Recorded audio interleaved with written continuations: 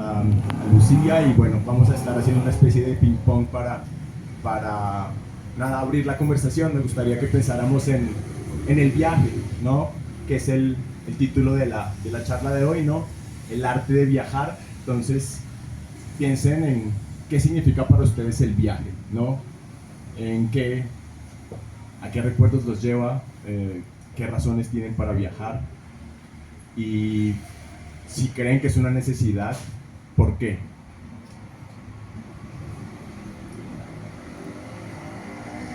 Gracias Camilo. Vamos a esperar a que pase la moto. Buenas tardes a todas y todos. Buenas tardes. Muchas gracias por estar acá. Bienvenidos, bienvenidas. Gracias Santiago, gracias Camilo por recibirnos acá en Garabato. Muchas gracias Camilo por la invitación. Gracias a la editorial Minerva también, a la distribuidora Saga. Quería comenzar con la presentación de Camilo, porque tal vez haya muchas personas que lo conocen, pero tal vez hayan personas que no. Entonces, Camilo Rodríguez es un escritor y traductor colombiano. Estudió literatura en la Pontificia Universidad Javeriana, letras modernas en la Universidad Jean Jaurès Toulouse, ¿sí? Ajá. Y actualmente es candidato a doctor en escritura creativa en español por la Universidad de Houston. Sus cuentos, crónicas y ensayos han sido publicados en diversos países de habla hispana en sellos editoriales y medios como Fondo de Cultura Económica, Revista Arcadia y Libros UNAM. Entre sus traducciones del francés destaca la de Salambó, de Gustave Flaubert, Cantinela por un flautista ciego, Marguerite Yourcenar y Las ensoñaciones de un paseante solitario, sí, de Jean-Jacques Rousseau. Su libro de crónicas de la errancia está en curso de publicación y lo esperamos con ansias. Es entusiasta de las bicicletas, la meditación, las microsiestas de 20 minutos y hemos tenido esa conversación. Y le fascina el ensayo también, como nota al pie. Nada, Camilo, quería arrancar justamente dándote la palabra para que nos cuentes un poquito sobre este proyecto, ¿no? Es un diario de viaje, como ya bien dijiste, pero es una traducción que además tiene fragmentos que están especialmente seleccionados, ¿no? Según la nota que pusiste como traductor, para enfatizar esas partes que son como más, tal vez, atractivas. Pero quisiera que me contaras un poquito más, que nos contaras sobre ese proceso de edición y de selección, esa curaduría. Claro que sí, Lucía. Bueno, este libro contiene un diario de viaje de un pensador francés que se llama Michel de Montaigne. Para muchos será un nombre familiar, para otros no. Digamos que a él le debemos que en el colegio nos pongan a hacer ensayos. Algunos los odiamos, otros no.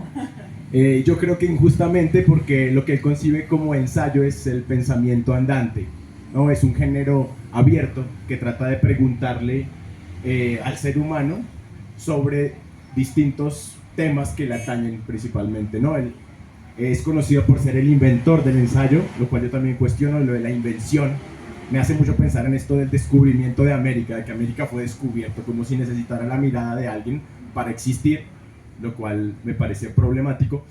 Y bueno, Michel de Montaigne realizó un viaje en el siglo XVI, entre 1580 y 1581, durante 1 año y 17 meses. No, mentiras, en 17 meses y 8 días.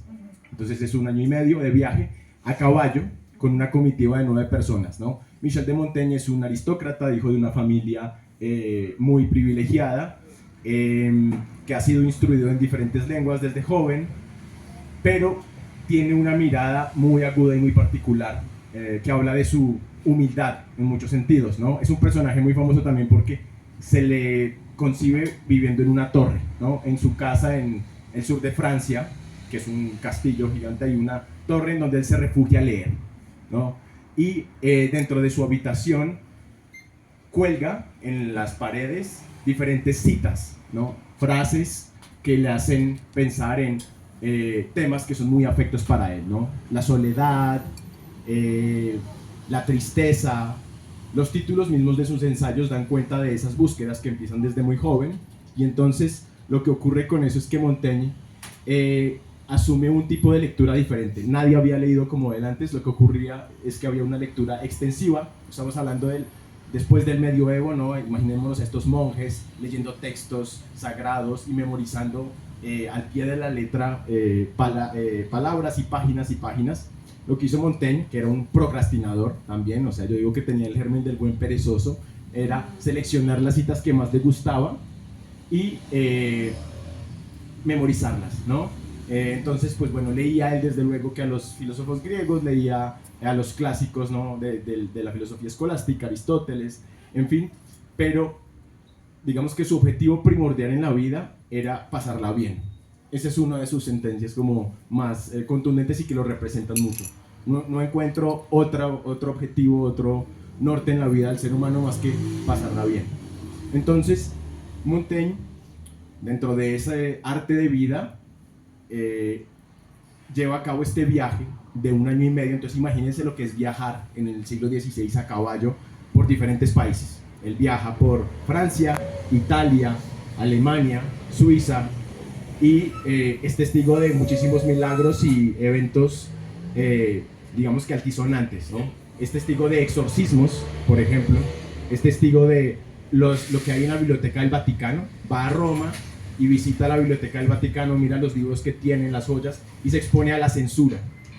Él escribe los ensayos entonces, que son meditaciones acerca de diferentes temas, ¿no? Los ensayos tienen temas bellísimos como, no sé, de la brevedad de la vida, o de la incertidumbre de la existencia, de la tristeza, del ocio, ¿no? De la amistad.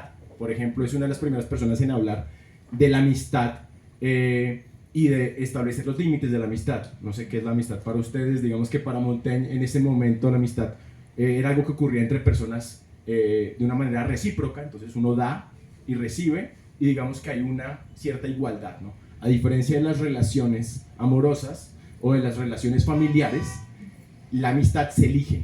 Uno elige a sus amigos, ¿no? Es la familia que uno ha elegido, dice el proverbio. Y Montaigne, digamos que tuvo un amigo muy entrañable, Etienne de la Boétie, que conoció cuando estaba haciendo lo que hoy sería como la licenciatura o el pregrado en el sur de Francia, en Toulouse, donde tuve la fortuna de estudiar. Y este amigo fallece muy joven, ¿no? A los 24 años muere Etienne de la Boétie. Bueno, estoy hablando de un tiempo en donde la gente moría muy joven. El promedio de vida era 45 años, ¿no? Entonces ya una persona de, no sé, 35, o sea, menor que yo incluso, ya era alguien viejo. Entonces Montaigne le promete a este amigo que va a empezar a escribir unos textos tras su muerte. ¿No? Es como un testamento espiritual que él escribe para elogiar a su amigo, y es el trabajo de su vida. Entonces los ensayos son textos confesionales, intimistas, que saltan de una a otra cosa y que no tratan de dar una respuesta, porque esa es otra de las cosas importantísimas al pensar a Michel de Montaigne. Su filosofía está basada sobre el principio de la duda. En su torre estaba marcado, él hizo grabar, hizo esculpir la piedra con la inscripción que decía que sais-je, en francés significa y yo qué sé, ¿no? Y creo que esa humildad, ¿no? Esa capacidad de asombro da cuenta de un espíritu muy noble y sobre todo muy vivaz, ¿no? Un alma que está llena de fuego, que se maravilla con una flor, con una nube, con un insecto, ¿verdad? Pero al mismo tiempo trata de encontrar en los detalles un rastro de lo que es la existencia y de los grandes temas del pensamiento humano. Entonces vuelvo a este viaje porque estoy también tratando de ejercer una deriva y de ir de una cosa a la otra, de hacerle honor a Montaigne. Hace este viaje y va tomando nota de lo que ve, ¿verdad? Y bueno, es una persona privilegiada, desde luego, tiene distintas monedas, tiene coronas, florines, dependiendo del país en donde está, paga con una diferente moneda, y también tiene un gusto del inventario, ¿no? Nos va diciendo cuánto vale una noche de hotel, hosterías en ese entonces, en el sur de España, ¿no? Cuánto vale, no sé, un almuerzo en Roma. y es testigo de muchísimas maravillas. Como decía, también va recopilando las historias que va viendo en su paso por los pueblos, ¿no? Nos habla de las primeras mujeres travestis, nos habla de una secta de portugueses que son condenados porque se casan entre ellos, entre hombres se casan, y apenas la iglesia se da cuenta de eso, estamos en tiempos de la Inquisición, los condenan a la hoguera. Y los condenan a la hoguera, dice Montaigne, no tanto por el hecho de que se casaran entre personas del mismo género, sino porque imitaban los rituales de la misa. Oficiaban una ceremonia y se casaban a imagen y semejanza de los rituales litúrgicos, ¿no? Del matrimonio. Y bueno, pues para mí fue una aventura empezar a traducir esto porque es un texto viejo, ¿no? Es un texto del siglo XVI y digamos que hubo muchos vaivenes, pero fue una aventura muy, muy bonita y sobre todo porque nos sigue hablando hoy día. Cuando les preguntaba sobre cuáles son las razones para viajar, pues bueno, me gustaría que pensaran, y si alguien quiere decir algo, desde luego que también está abierta la conversación, pues lo vayamos como elaborando entre todos. No sé si respondí a tu pregunta, espero que algo de lo que dije haya entrado como ahí. Soy súper disperso y mi pensamiento procrastina, así que, pues bueno. Está bueno porque me diste muchas puntas para jalar. Quiero retomar el tema de los ensayos, porque además del diario, los nombraste, y son fundamentales, de hecho, porque él inicia este viaje no solo por unas cuestiones de salud, él sufre de cálculos renales, sí. Entonces, no solamente tiene que ver con una cuestión personal, física, de salud, sino también él empieza este viaje porque va a Roma a escuchar lo que tienen para decir de estos ensayos. Y hay determinados capítulos en donde se habla de la censura de estos textos, y me parece fundamental cómo lo pone en evidencia, ¿no? Hay cosas que le están sugiriendo o le están invitando a repensar de estos ensayos y le están diciendo como, cuidado, porque la iglesia no está tan de acuerdo con que digas que todos los jóvenes pueden experimentar para aprender. ¿De qué estamos hablando cuando hablamos de experimentar? Entonces ahí Montaigne dice, bueno, ese puede ser un negociable, tienen razón. Y hay algunas cosas que sí se las cuestiona. Y me parece muy interesante porque además de ser un pensador así como tan libre de divagar y de ir, venir, y que, como bien decís, sin ningún objetivo aparente, solo por el placer de divagar en el pensamiento, ¿no? El mismo viaje. Me parece muy lindo, muy interesante que vaya a buscar a esos lectores. O sea, el viaje también es para el encuentro con el lector, ¿no? Entonces, no solo es un viaje por uno, para uno, sino también lo que ha generado la propia escritura. Entonces, él también no solo como viajero, sino como escritor, y el encuentro con la visión del otro, que el otro es también el lector, en este caso. También me gustó mucho esto que dijiste de pasarla bien, ¿no? Este espíritu también que retoma Laura Sofía Rivero en el primer prólogo del libro, que les recomiendo, es súper breve y es magnífico. Y ella dice, la búsqueda y el asombro lo titula el prólogo, dice que el viaje es una disposición ante el mundo, una actitud hacia la vida, ¿no? Entonces me parece que va muy en línea con lo que estabas diciendo sobre pasarla bien, y me gusta porque usa una metáfora muy bella sobre escapar del peso pétreo de los días que se repiten sin variación. O sea, les comentaba esto de los cálculos renales. El libro por momentos se vuelve un poquito escatológico también, porque él hace mención en su diario sobre las piedras que expulsan la orina y cosas así. Sí. Muy real. Tamaño, color y forma. Todo. Y cuántas horas tuvo cólicos y todo lo que sufrió y la vida misma, ¿no? Bueno. Y me gusta mucho esta metáfora de Laura, porque el peso pétreo, ¿no? El peso de la piedra en el cuerpo, el peso de la rutina en los días, es una metáfora muy bella, ¿no? Me gusta mucho. Y creo que va de la mano con esto de pasarla bien. Y quiero recoger también lo anecdótico, ¿no? Porque bien nombrabas algunas de estas anécdotas en las que él se fija con esa mirada atenta, curiosa, muy sensible, ¿no?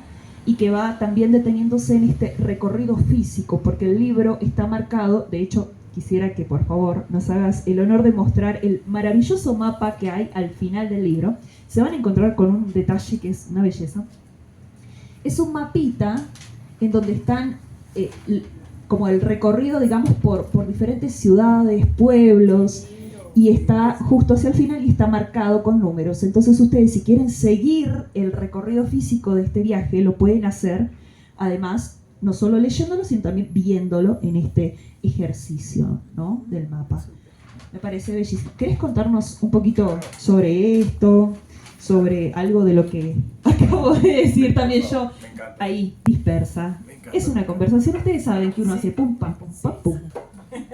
Me encanta porque además Montaigne tiene una de sus frases célebres que luego ha sido, digamos que, reescrita y redicha, es la palabra es mitad de quien la dice y mitad de quien la escucha, ¿no? Eso quiere decir que entre lo que yo creo que digo y lo que yo digo y lo que ustedes oyen y lo que ustedes creen que yo dije, pues hay muchos abismos, ¿no?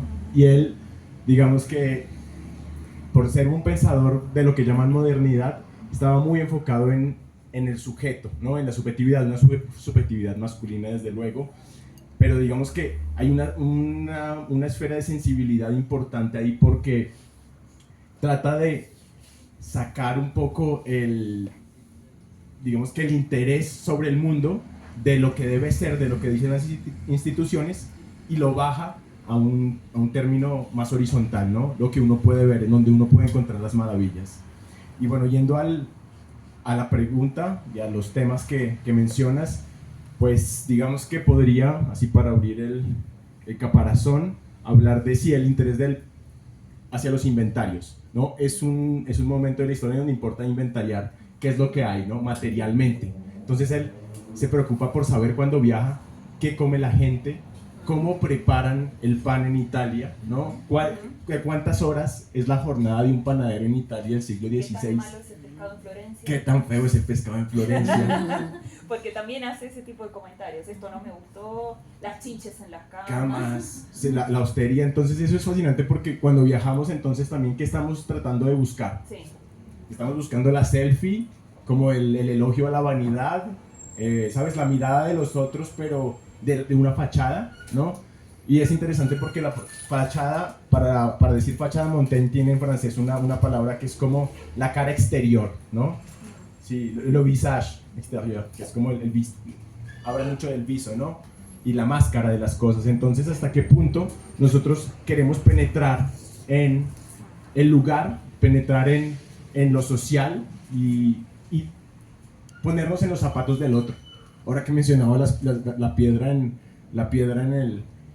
los riñones, yo pensaba en la piedra en el zapato y digo, o sea, imagínate lo que es viajar durante 1 año y medio con piedras en los riñones, con cólicos, expulsándolos día a día y tratando de convencer y de negociar a su séquito, porque si bien era un hombre rico, aristócrata, los llevaban en una silla de madera en buena parte de los trechos, en otros trechos cabalgaba.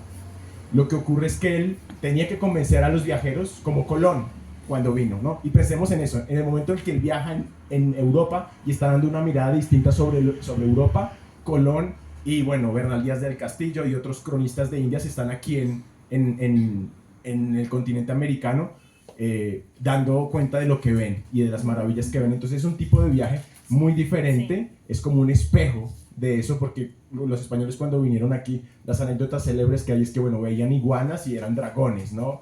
Y todo, o sea, ese tipo de, esa mirada, ¿no? De lo que yo conozco y lo que me da la imaginación. ¿Cómo te puedo hacer ver a vos que no conoces esto, ¿no? ¿Cómo te describo una manzana si no sabes lo que es una manzana? Claro. Es parecida a una pera, pero es más chaparrita y es roja y no es verde, ¿no? Total, los figos largos le llaman a la piña, ¿no? En el relato este de Pigafetta, el viajero el tripulante que viajó con Magallanes, ¿no? Entonces, ahí hay un ejercicio de invención que es totalmente opuesto al que hace Montaigne. Entonces Montaigne nos trata de dar cuenta un poco de qué hay materialmente, porque eso es muy importante y muy diciente de, pues, lo que normalmente cuando uno viaja y no se da cuenta, ¿verdad? Porque a veces el relato de viaje está basado en pues una narrativa prefabricada, ¿verdad? En un estereotipo. Queremos comprar el tour, entonces queremos que me cuenten la misma historia de siempre. Quiero ir a la Torre Eiffel, quiero tomar una selfie, quiero ir a un restaurante y tomar vino y comer determinado plato. Y si no tengo esa experiencia, es cierto que algo me ha faltado. Entonces hay algo un poco, hablando de esto de la fachada, que pues nos perdemos una parte del viaje, ¿no? Si nos preguntáramos, si nos pusiéramos en el zapato del otro, ¿cómo se siente ser italiano? ¿Cómo se siente ser colombiano? Incluso el viaje es, como decías tú, una actitud ante el mundo, ¿verdad? No tienen, o sea, uno no necesita necesariamente, valga la redundancia, viajar, ir a otro lugar, desplazarse físicamente para tener la experiencia del viaje. Cuando uno lee, uno está viajando. Cuando uno ve una película, uno está viajando, ¿verdad? El viaje es una disposición ante el mundo, es como una capacidad para ver lo distinto, para ver el detalle. Creo Por que favor. es el momento para leer el fragmento, el que...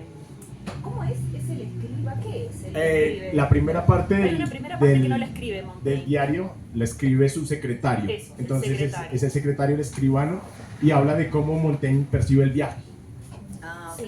cómo él ve el viaje, y pues es muy, muy bonito porque nos da cuenta de, pues, de eso que estamos mencionando justamente.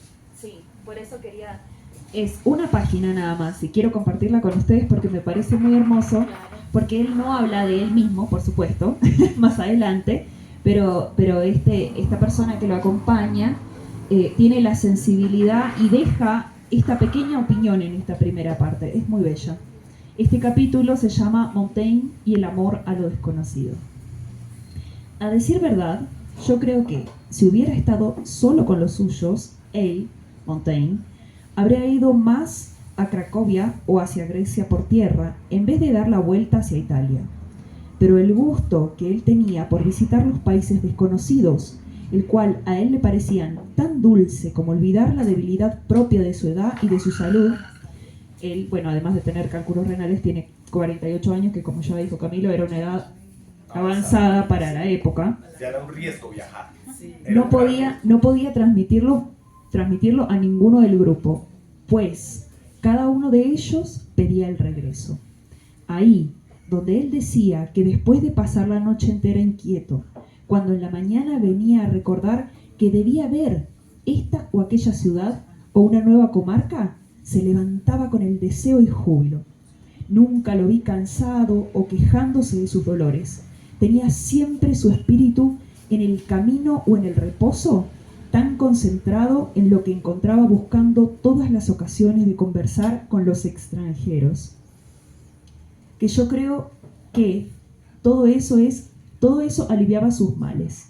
Cuando alguien se quejaba ante él porque llevaba con frecuencia al grupo por caminos o comarcas distintas, volviendo a menudo cerca de donde había salido, lo hacía cuando le habían advertido sobre algo digno de ver o cuando cambiaba de opinión según la ocasión.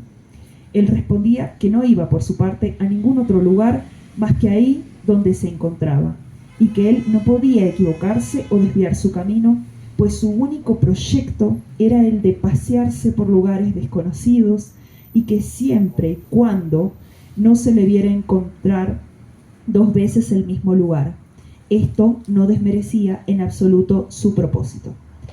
Entonces, esta reflexión creo que es interesante justamente porque es la visión de alguien que lo ve en su esencia, ¿no? Que lo acompaña en el viaje y dice, este hombre disfruta de vagar, de la errancia, ¿no? De ir a lugares desconocidos, de aventurarse, de sentir esa adrenalina también de conocer lugares distintos, por el placer de hablar con extranjeros, de descubrir paisajes nuevos, de hacer esa comparación, esto es lo que yo conocía, pero esto es lo que yo conozco, entonces, ¿cómo explico lo que desconozco a través de lo que conozco? Me parece fantástico. Sí, es bellísimo y es muy pertinente porque además, cuando uno viaja, siempre tiene muchas veces, eso es lo que estamos acostumbrados en la sociedad de consumo, tenemos un plan, ¿no? Voy a hacer esto, esto y esto, y voy a tratar de acumular la mayor cantidad de experiencias que luego se vuelven un cuento. Y tú hablas con tus amigos en el café y les dices, no, fui a tal y a tal. Entonces, si se trata de nombrar lugares, entonces hacer 10.000 cosas en un solo día es perfecto. Pero si se trata de vivir una experiencia, si se trata de ver las cosas al detalle, ¿no? Si se trata de justo quitarles la sábana de la fachada y la máscara, es una visión muy pobre, muy consumista de la vida, porque también es como una especie de depredación, de comerse el viaje, de consumir algo. O sea, ya fuiste a Francia, ya fuiste a Suiza, como si uno pudiera entender un país tan solo visitándolo durante un día. O sea, y eso me lleva a preguntarnos, o sea, ¿qué idea se hace una persona de Bogotá si estuvo 5 días, por ejemplo? ¿Ustedes creen que le hace justicia a Bogotá? No. Yo lo pongo en duda. Entonces, Yo fui hace 9 años y no entiendo nada. entonces Te digo todo. me encanta porque justamente eso es saber que no sabemos, ¿no? Y que ir a un lugar no significa haber vivido la plenitud de las experiencias y tener una procuración o un sello de ya fui, ¿sabes? El sello en el pasaporte. Esa idea es muy cuestionable porque nos lleva al vacío, ¿no?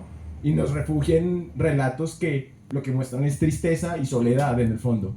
Mientras que el ser capaces de ver la belleza en lo cotidiano, en las cosas de todos los días, nos da una sensación de viaje, porque, o sea, el viaje está presente siempre, ¿no? Es encontrar la maravilla en el detalle. Y eso da cuenta de la filosofía de Montaigne, porque él es uno de los primeros pensadores que habla del el método inductivo, que es encontrar lo general en lo particular, ¿verdad? Entonces, ese interés y ese no buscar un objetivo y no buscar un consumo de las cosas y de la experiencia, digamos que nos transforma, nos mueve del lugar, nos pone en un lugar de enunciación muy distinto cuando viajamos. Entonces, a ver, ¿quién me diría por qué viaja? ¿Cuál es su objetivo cuando viaja? O sea, quiero extender también la conversación para que no me hagan sentir como si estuviéramos en misa. ¿Ustedes por qué viajan? Yo por lo menos viajo para conocer otras culturas, me encanta, para conocer otro país, para conocer el país, me encanta, y sobre todo las culturas y otra gente y intercambiar culturas.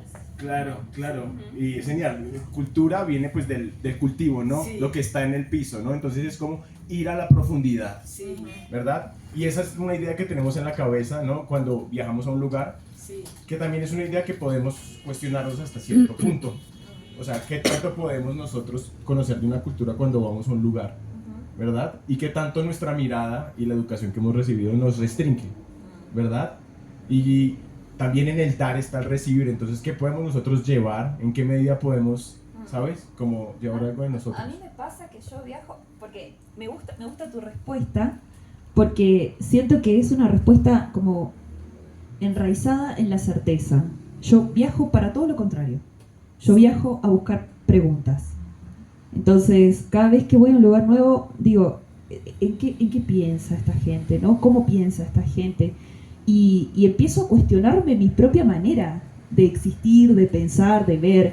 Entonces creo que no salgo como a encontrarme con certezas o afirmaciones, sino más bien como con nuevas exploraciones. No sé si a ustedes les pasa también.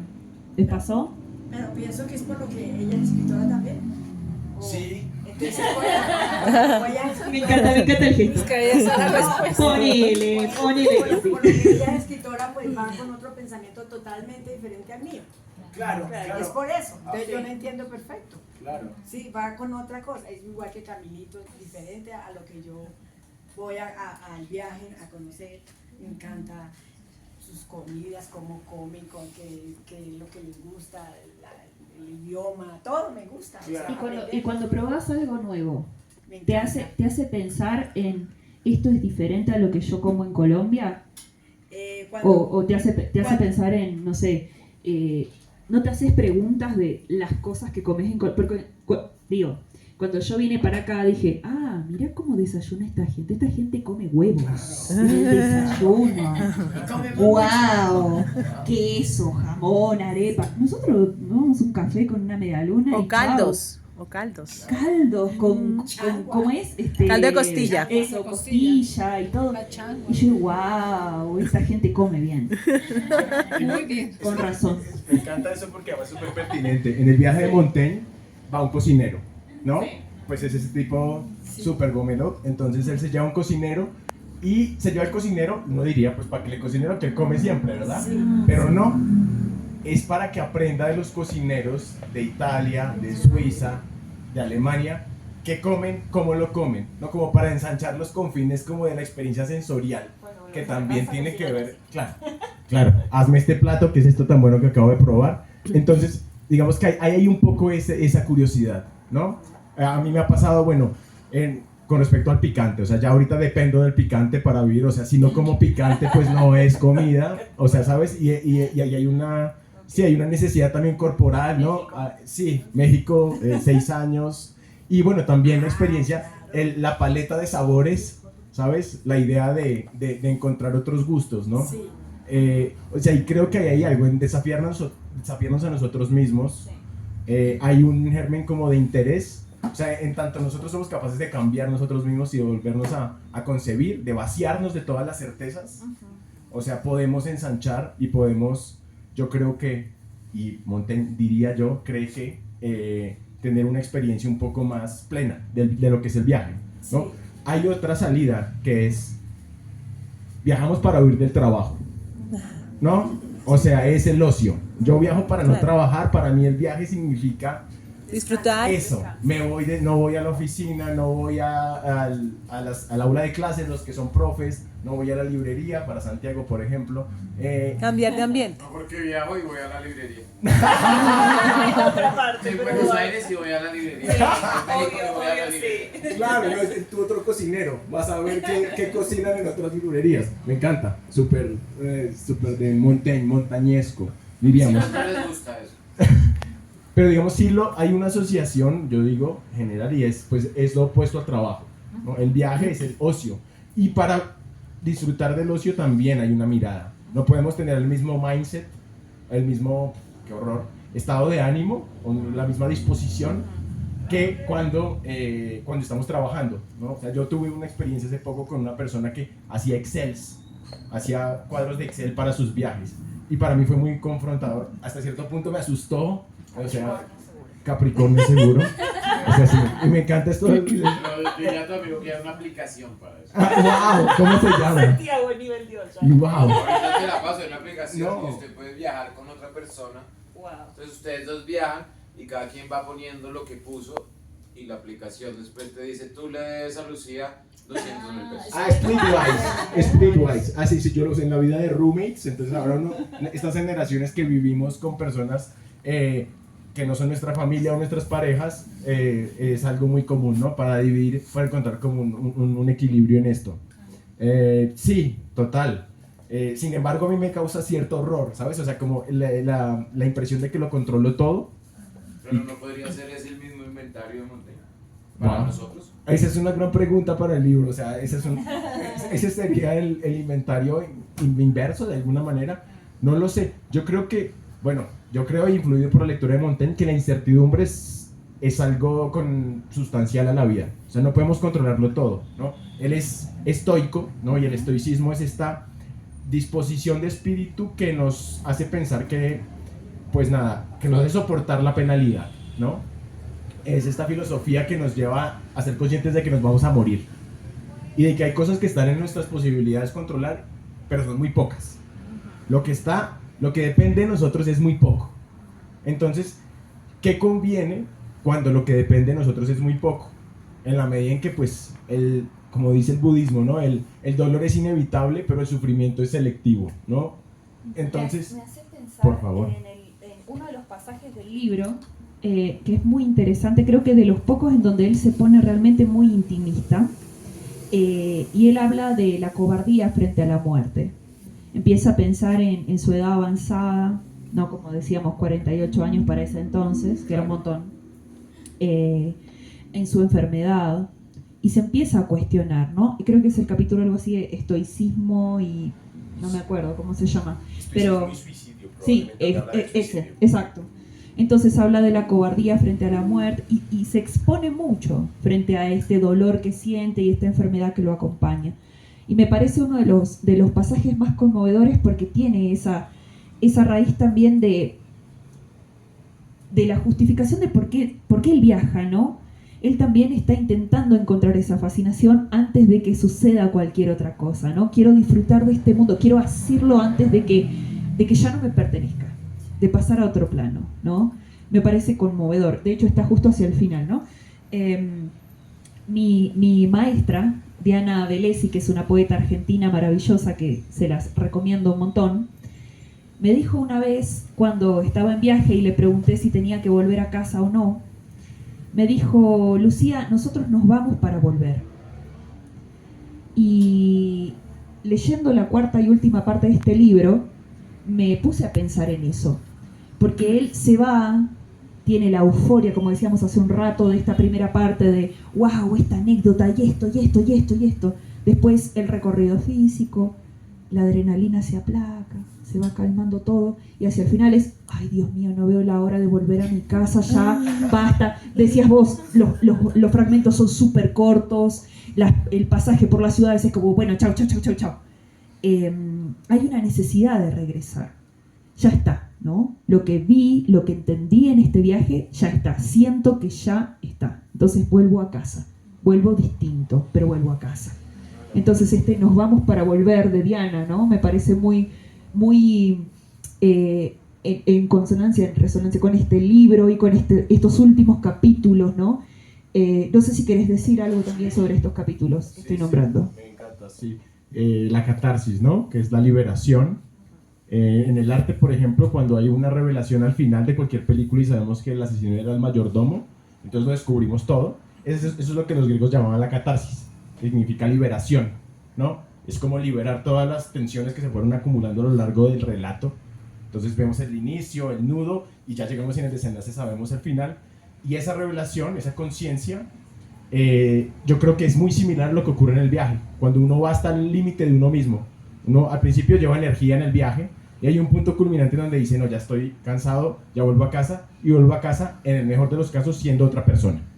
La persona que viaja, en el mejor de los casos, no es la misma que regresa después de un viaje, ¿no? Y es interesante ver en qué medida no somos los mismos. O sea, en mi caso, pues bueno, el picante ya fue una mención, pero creo que hay miles, ¿no? Ya no vemos las cosas del mismo lugar, y eso es un poco también lo que intenta el arte y la película, ¿no? Cuestionarnos, habitarnos, y luego, digamos que limpiarnos de cierta manera, o sanar. Hay algo que sana en el conflicto, ¿no? Mencionabas el estoicismo y el suicidio, y me encanta porque es un tema muy, pues, humano, ¿no? La muerte, ¿no? Y para Montaigne, filosofar es aprender a morir, ¿no? Y vivir es aprender a morir. A eso vinimos, ¿no? Es uno de los preceptos del estoicismo, el mementus mori. No olvidar todos los días que nos vamos a morir, ¿verdad? Para no acumular como esa mugre debajo del tapete, ese miedito ahí, esa aprensión, ese apego a la vida. Voy a permitirme leer este extracto muy corto, que se llama Estoicismo y Suicidio, en donde él pues habla de esa misma reflexión y dice: habría debilidad y cobardía de mi parte si, seguro de siempre encontrarme en peligro de morir de esta manera, a causa de los cálculos renales, y como la muerte se aproxima a cada instante, no me esforzara antes de llegar a ello en soportarla sin pena hasta que el momento haya llegado. O sea, soportarla. Porque finalmente la razón nos aconseja recibir alegremente el bien que a Dios le plazca enviarnos. El único remedio, la única regla y la única ciencia para evitar todos los males que aquejan al ser humano por todas partes y a toda hora, sin importar cuáles sean, es el resolverse a sufrirlos humanamente, o a terminarlos valiente y rápidamente. O sea, ahí habla del suicidio. O aceptamos lo que nos toca, o lo sufrimos, o le damos fin. ¿Sabes? O si nos hace pensar en la eutanasia. O sea, ¿qué postura tenemos ante la eutanasia? Las generaciones, pues no sé, como la mía, que no tendremos una casa propia, que no tendremos una seguridad de una jubilación. O sea, ¿cómo asumiremos la muerte? A mí siempre es un tema que me fascina. O sea, yo creo que yo voy a organizar mi propia muerte como una fiesta. Lo he visto en películas y me encantaría como comer algo bien rico, aunque yo no pueda comer, pero que disfruten y tener agencia sobre eso. Nosotros tenemos un meme, no sé si Lo vieron, es buenísimo. Dice algo así como: ¿cómo amaneció la generación que no tiene nada que perder? Ya somos la generación que no tiene nada que perder. Ya no hay casa, no hay júbilo, no hay certeza de nada.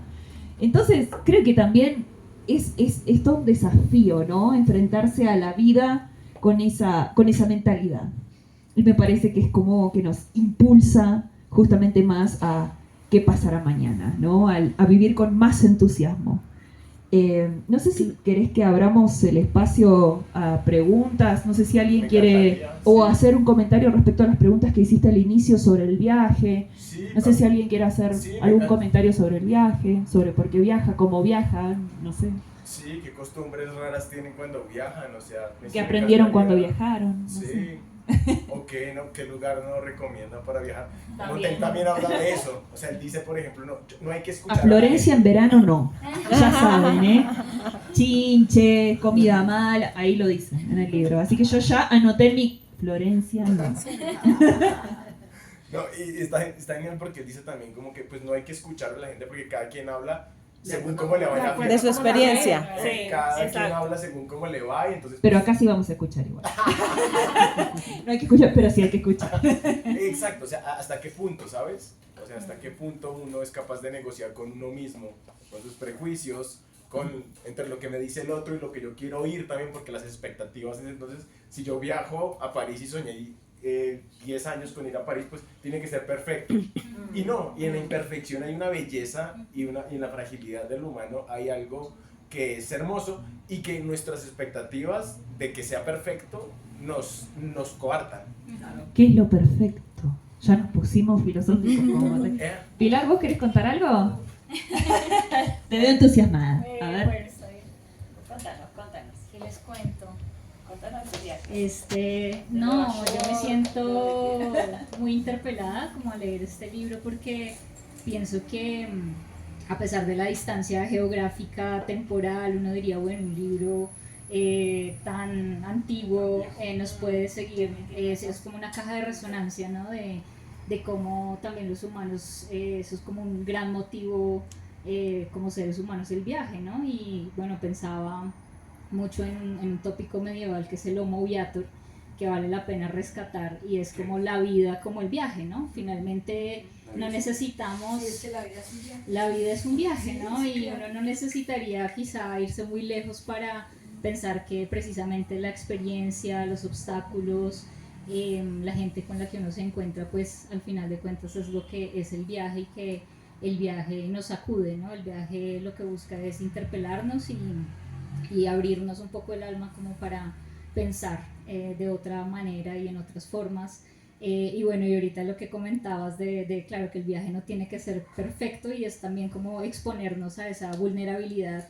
Y bueno, pensaba en algo muy puntual, anecdótico, que le pasa mucho a la gente de Asia cuando viaja a París, y es que hay una línea a la que la gente puede llamar cuando llegan a París, porque se decepcionan terriblemente, ¿no? Entonces sufren algo que se llama el síndrome de París. Una línea Telefónica, es un call center que está 24/7. Entonces los asiáticos llaman a contar lo decepcionados que están, porque tenían algo tan romántico en la cabeza de lo que era París, que se decepcionan, ¿no? Sí, es verdad. Entonces es muy curioso, ¿no? Como, claro, tenemos también idealizados. Sí, ese call center. Sí, Maravilloso trabajar ahí. no, sí, algo tendrá que salir ahí para anécdotas. Sí, y que tiene que ver con la idea del amor también, ¿no? Sí, es más sí, fácil algo enamorarse de la romántico. idea del amor Algo que de un ser humano imperfecto, que ronca, que es tacaño, que tiene mil defectos, ¿no? Entonces, ¿hasta qué punto si nos queremos enamorar o hasta qué punto queremos vivir en nuestro cuento de hadas, ¿no? En esta idea que tenemos, ¿no? Total. Hasta qué punto somos lo suficientemente valientes para bajar a la tierra, ¿no? Y confrontar, y encontrar la belleza en lo feo, ¿no? Porque también no hay nada más liberador que contar una anécdota horrible que tuviste y odié esa película. ¿Por qué me invitaron a ver esa película tan fea? Pilar, contame una anécdota horrible de un viaje. Ya que estamos con esa, a ver, contame. Bueno, a ver, una anécdota horrible. Una vez viajando con unas amigas de México a Guatemala, yo había vivido en México un tiempo, y mis amigas tuvieron la grandiosa idea de comerse un helado en la calle en México. Ok. Yo les dije, cuidado, complicado porque pues no sabemos el agua con la que hicieron eso. Bueno, en Guatemala tuvimos que hospitalizarlas porque estaban con una diarrea terrible. Eso lo llaman la venganza de La Moctezuma. venganza de Moctezuma. No, o sea, los indígenas vengándose de la colonización. No. Cada vez que te das y que se te retuercen las tripas es la venganza de Moctezuma. Wow. Sí, entonces, bueno, afortunadamente yo estuve bien para poderlas hospitalizar y bueno, No comiste helado. no comí helado, Bien. no, había aprendido la lección.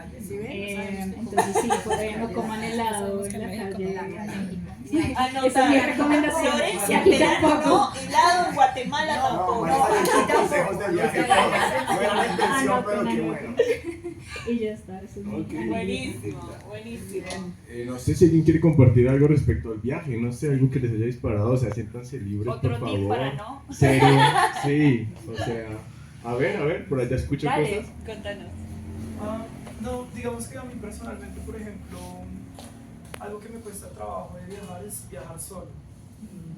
Porque, es decir, no sé, la expectativa de los viajes a veces es como compartir o conocer o crear experiencias, y obviamente las experiencias siempre están en torno a las personas que nos rodean, o posiblemente no, porque también en el viaje uno conoce personas maravillosas, pero siento que estamos como en un momento en donde la sociedad está muy relegada como a querer socializar, como a aprender a conocer, como a estar dispuesto a escuchar, sí, es decir, conocer nuevas personas a veces se hace un poco difícil. Entonces, digamos, hace 2 años tuve la oportunidad de viajar en un viaje que había hecho con una expareja, y el momento en que tuve la oportunidad de volver a hacer como un recorrido similar fue completamente diferente. Y no fue diferente en un modo bonito, sino fue muy diferente en un modo como nostálgico, como triste, como decir como, bueno, tuve la oportunidad de vivir esto con X persona, pero ahora que tengo la oportunidad de estar solo, abordo esa experiencia de un lado diferente. Entonces sentí que me llevé una decepción, pero al mismo tiempo sentí como que, o sea, como que había dejado algo atrás. Como que todo lo que había pasado de pronto con esa persona, pues era como algo que simplemente había quedado como algo más, como un recuerdo. Entonces, no sé si de pronto alguien comparte esa experiencia, Sí. les gusta viajar solo, Eso- no les Perdón. gusta viajar solo. Perdón, me sale la mediadora de lectura. ¿Leíste su Jubel? No. ¿Tenemos su Jubel acá? Seguro sí. Sí, listo, confirmado. Su Jubel tiene 2 libros maravillosos. El primero habla de la experiencia de irse, dejar toda la vida que tenía, a ponerse una granjita con el marido, que abejitas, que ta. Ese libro, yo leí, te digo, la verdad, como, bueno, está bien, ponele que está bien. Después, el marido dice, esta vida no es para mí, me abro de este parche, y ella se queda sola. Y escribe el libro, Un año en el bosque. Ese libro, estando sola, ese libro es una joya. Y ¿Está ahí en el ves, bosque? sola, No, pero ¿cómo se llama el libro? Un año en el bosque. Un año en el bosque. Sí, lo publicó Errata Naturae, que es una editorial Sí, ahí está. española, creo que está por ahí. Sí, por ahí tienen. Maravilloso. Para mí es el mejor ejemplo, el primero que se me viene a la cabeza porque la adoro y la admiro, es maravillosa como escritora. Pero esa visión de el estar sola, el enfrentarse, esta es la vida que elegí y no me está acompañando nadie porque tampoco necesito que nadie me acompañe en esta aventura que elegí. Porque es ¿sabes? feliz. Y es maravilloso, porque empieza a descubrir cosas y a entender cosas de la vida, así como hace Montaigne en sus ensayos, que va, viene, ta. De golpe, por contarte una anécdota, está viendo una serie de hormigas recorrer el borde de un jarrón y entiende cómo funciona o sea, entiende sistemas universales que rigen las sociedades y las culturas solo en la observación y en la contemplación sostenida de la naturaleza en soledad. Eso para mí justifica viajar sola. Ujú. Entender la vida así justifica viajar sola. Y sobre todo que nadie te va a cambiar tus planes. También, Y vas a hacer lo que tú quieres no hacer. estás negociando con él. Che, bajamos por Machu Picchu, vamos por... No, yo quiero ir a Machu Picchu, chao. El que quiera venir conmigo viene. El que no quiera, chao. Claro. Sí. Que a mí me interesa darle la vuelta, porque sí, pero digamos que siempre hay que partir del principio de la duda, si le hacemos honor a Montaigne, y de cierta manera lo compartido sabe mejor. es inevitable, ¿no? O sea, una pizza compartida, un viaje compartido, Sí. una película compartida. Yo me asombro de los extranjeros que ellos viajan mucho solos. Y ellos se habitúan a viajar solos, yo los veo solos. Y la pasan súper chévere, pero es la cultura de ellos. Para mí es duro viajar sola. Para mí es duro. ¿Por qué? Porque a mí me gusta compartir con la persona, hablar, pasarla rico con ella y compartir muchas cosas. Sea hombre o mujer, o sea, no tiene que ser hombre, mujer o hombre, pero una persona que sea compatible conmigo, tengamos los mismos gustos, que digamos que nos guste tal sitio, que compartamos. A mí me parece delicioso viajar con una compañera o compañero. Sí. O por el Que contrario, que sea- si uno viaja con otra persona, son dos puntos de vista diferentes. Entonces yo puedo estar mirando el océano y digo, uy, es que es infinito. Y la otra persona, no, mire, llega hasta aquí nomás. Y entonces empieza uno a interactuar, ok, ¿y por qué lo ves así?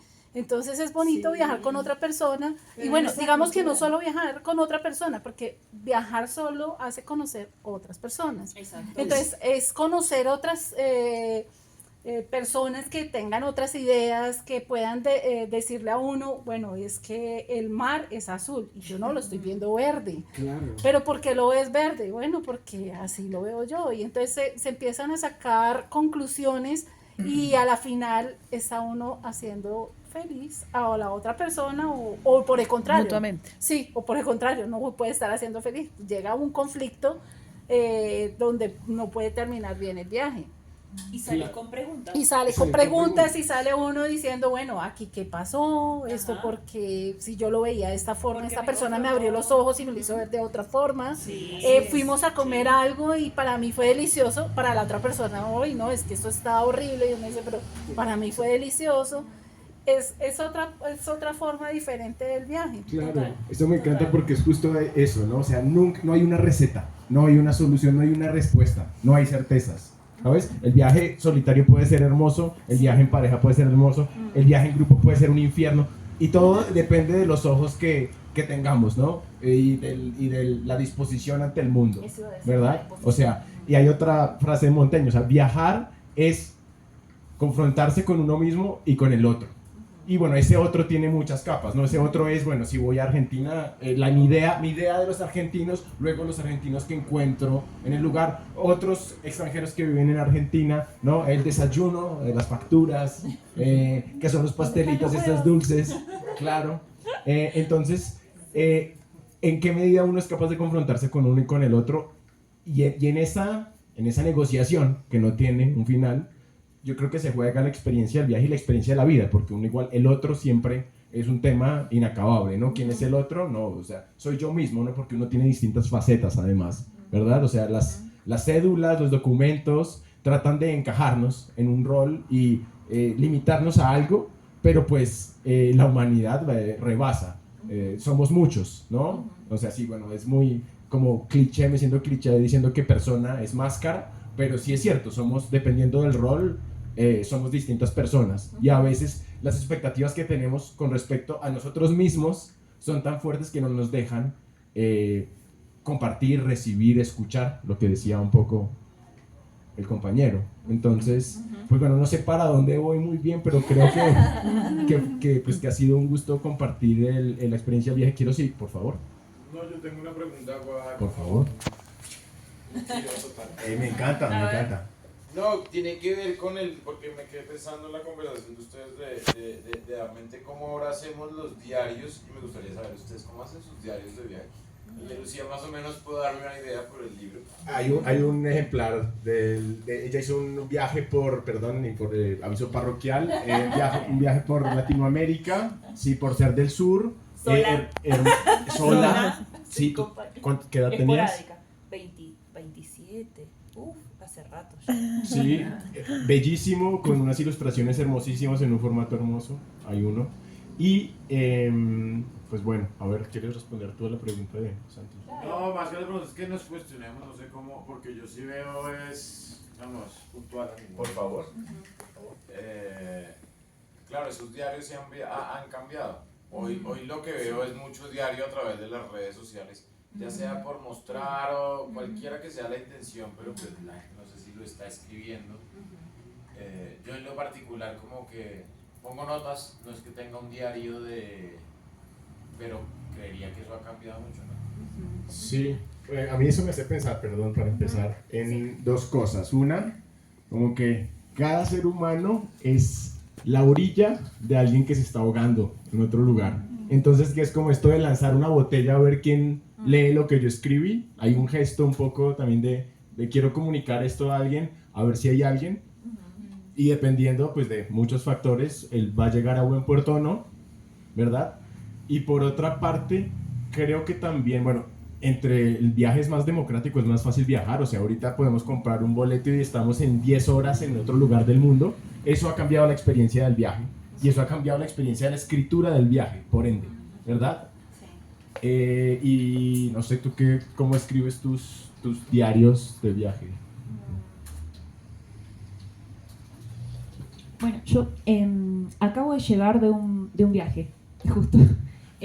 Hace una semana volví de Mompox. Sí, fui a conocer Mompox. Me dieron una beca para ir a una residencia de escritura allá y me fui a ver, sola. A ver qué onda, con qué me encontraba. Y me pasó algo que no me había pasado en los diarios anteriores. Porque el primer diario que escribí fue el del viaje que hice por Latinoamérica, del que estaban hablando ahora Camilo y Santiago. Y ese era un diario en donde yo como que me ponía no solo en el recorrido físico, sino también en qué me pasaba cuando recorría, qué sentía, qué pensaba, como ¿Qué experimentabas? querer decirlo todo, ¿viste? Como una cosa así. Y después, el segundo diario que saldrá próximamente el año que viene, es un diario, es un ejercicio cuando fui a Europa en 2022, y tiene como una cosa mucho más despojada de eso. Y este último diario que escribí en Mompox, que fueron apenas 20 días, inclusive tiene días que dice, hoy no tengo ganas de escribir, punto. Ya está. Hoy no. Y antes no me permitía eso, o sea, como que, pues estoy llevando un diario, el diario es un compromiso, el diario es reflexionar todos los días dónde estoy, por eso me estoy comprometiendo con llevar un diario. No, ¿quién me está obligando a mí a escribir? Nadie. Yo Presión. nomás. Exacto, ¿y esa presión de dónde viene? De mí. Y si no quiero escribir y quiero hoy estar, simplemente, y decirme a mí misma también, hoy me amigo con la idea de que no quiero escribir, está bien también. O sea, es parte del proceso. Y creo que bueno, que un poco es esto lo que vengo descubriendo en cada nuevo diario, ¿no? Permitirme estos espacios de silencio, estos espacios de hoy no, porque la escritura también es eso. Uno escribe aún sin escribir. Sí, es fundamental. Y he tenido muchas discusiones respecto a esto. Pero bueno, yo igual lo sigo sosteniendo. Porque escribir también es ir a ver, escribir es escuchar al otro, escribir es ver una película, es escuchar una canción, es estar, ¿no? Eso también es escribir, por lo menos para mí. Entonces, respecto a tu pregunta, para mí sí ha cambiado en particular el formato diario a medida que voy escribiendo distintos diarios. Y sobre lo que planteas de la virtualidad, sobre el compartir la experiencia a modo de diario en las redes, creo que es algo que estamos como entendiendo, ¿no? Como la red como un espacio también, como que se están desdibujando estos lugares de lo íntimo y lo público, ¿vieron? Yo siento a veces que hay gente que se siente muy cómoda contando absolutamente todo, y yo digo, qué bueno, qué genial, qué valientes también. Yo tengo mis dudas, sí, reparos, dudas, pero sé que hay mucha gente que lo hace. Sí, bastante. Y no sé, y está bien, qué sé yo, no sé si está bien, está mal, pero bueno, creo que es parte de una dinámica, sí, de procesos de cada uno y también de estas dinámicas del cuál es el límite entre lo público y lo privado, ¿no? Que también es una pregunta que creo que nos hacemos con el tema de las redes, no sé qué pensás. Sí, total. Yo creo que sí, permea ese umbral entre lo público y lo privado, y también ese umbral que tú mencionas entre el hacer y el no hacer, el producir y no producir. O sea, demonio chiquito que te impulsa a decir tienes que escribir hoy, o has escrito hoy, es algo que está en todos nosotros, ¿no? Y es sistemático, es sistémico, diría yo, ¿no? Este impulso de hiperproductividad, esa incapacidad para aburrirnos tranquilamente, ¿no?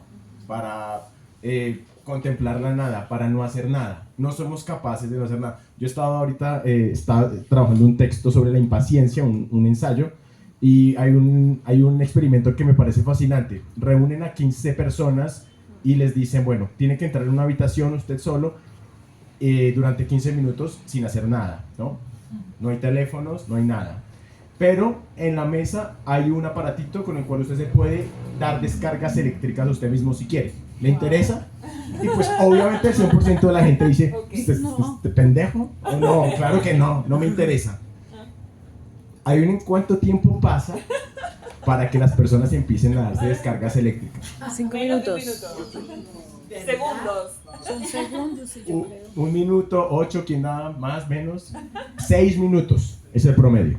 Okay. Somos capaces 6 minutos de estar de nada. O sea, la impaciencia, y esa impaciencia que tiene que ver con el producir y con el consumir, ¿verdad? Porque son dos caras de la misma moneda, ¿no? O sea, el consumir es absolutamente liberador. Es, diría Zizek, como la experiencia catártica, lo que decíamos ahora, la liberación, ¿sabes? El orgasmo de la sociedad moderna, ¿no? Es cuando consumimos nos sentimos menos culpables por alguna extraña razón, ¿verdad?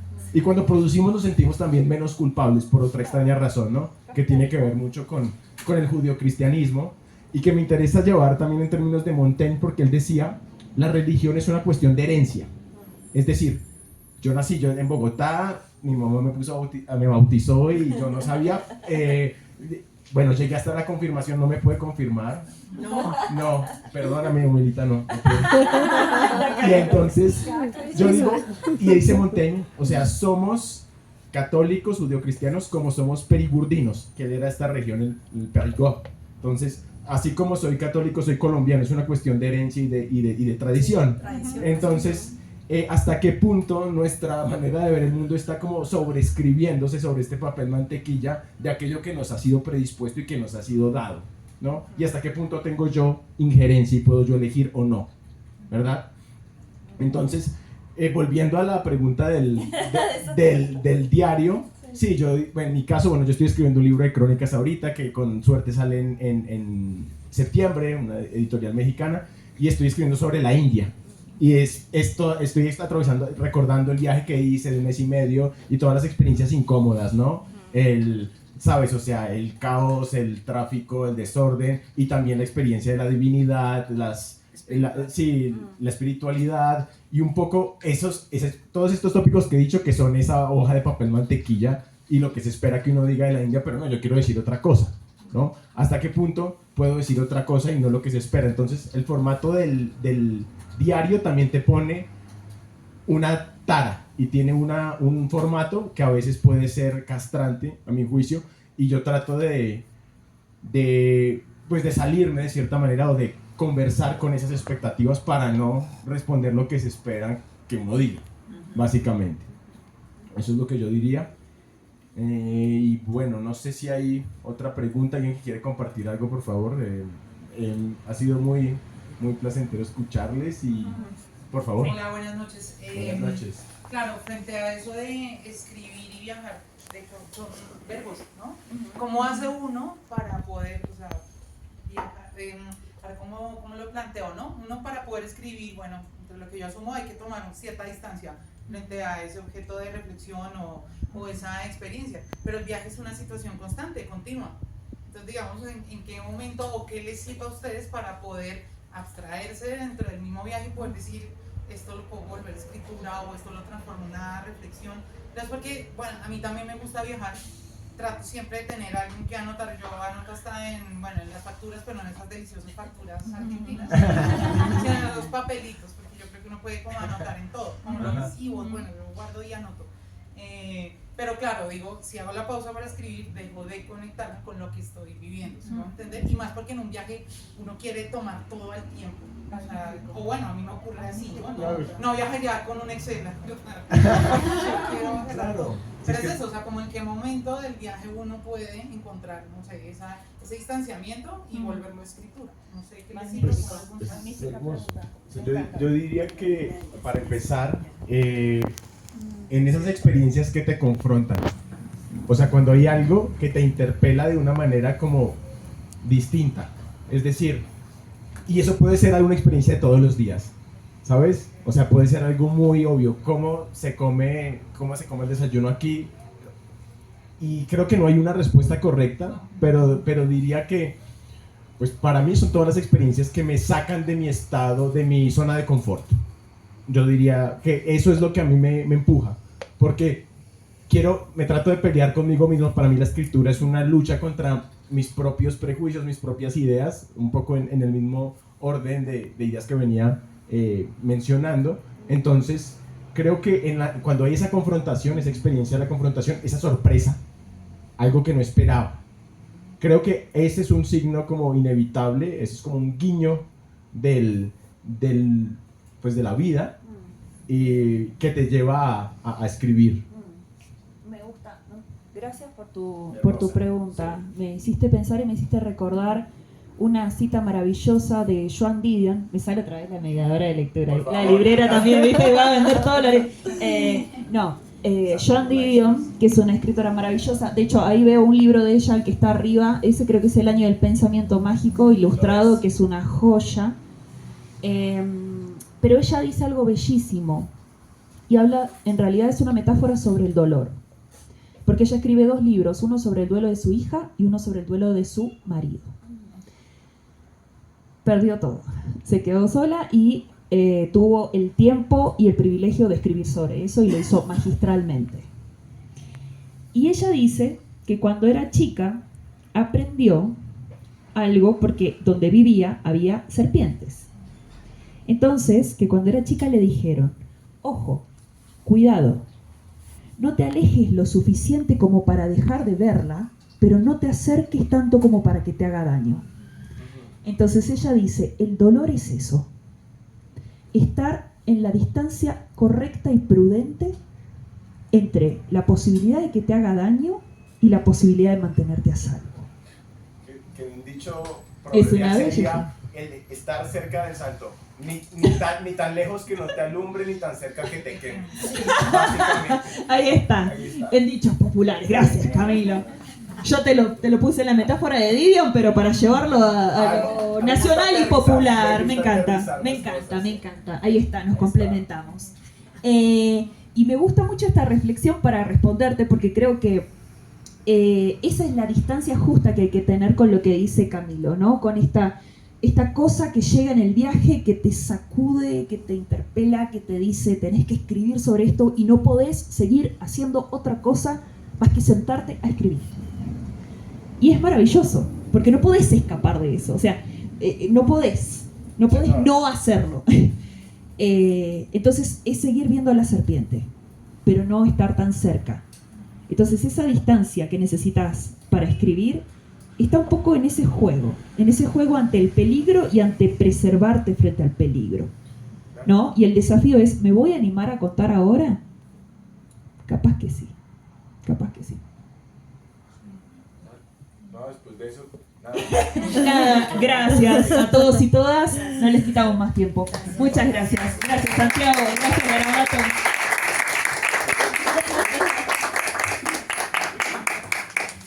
Y pues bueno, ya saben, pueden adquirir el libro con Santiago. Tenemos algunos ejemplares. Si faltan, pues nada, llegarán más.